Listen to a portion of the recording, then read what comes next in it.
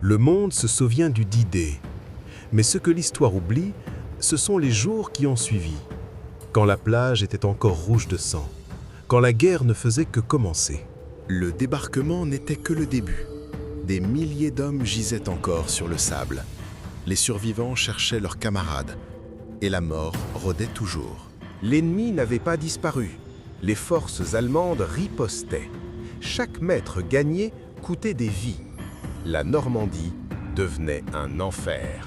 Ils avaient survécu au D-Day, mais pas à la guerre. Sans sommeil, sans repos, sans certitude de vivre demain. La victoire n'était pas glorieuse. Elle était sale, lente, brutale. Chaque village devenait un champ de mort. La guerre ne tuait pas seulement des soldats. Les civils payaient le prix. Des familles entières fuyaient leur maison. La Normandie brûlait. L'Allemagne ne se rendait pas.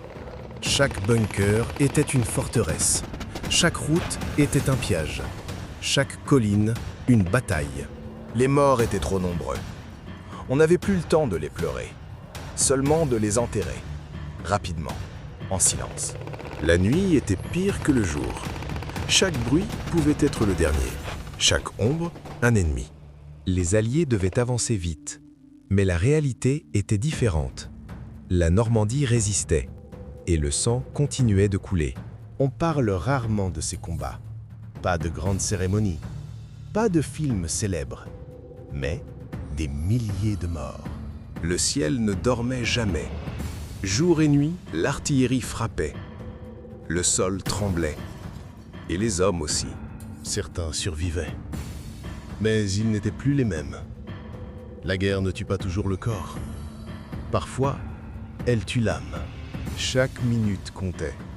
Les médecins travaillaient sans arrêt, sans sommeil, sans espoir parfois. L'ennemi frappait encore. Chaque avancée alliée était contestée. Chaque victoire était fragile. Même la victoire semblait triste.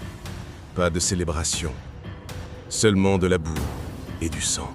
La victoire exigeait des sacrifices, mais personne ne comptait Ils les n'avaient morts. pas choisi la guerre, mais la guerre les avait choisis. La victoire exigeait des sacrifices, mais personne ne comptait les morts.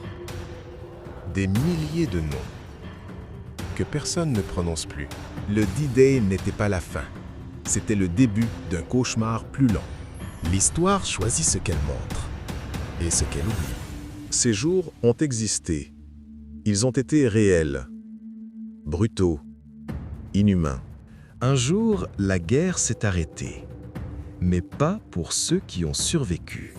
Le monde célèbre le D-Day, mais il oublie les jours qui ont suivi, les plus sanglants, les plus humains, les plus oubliés.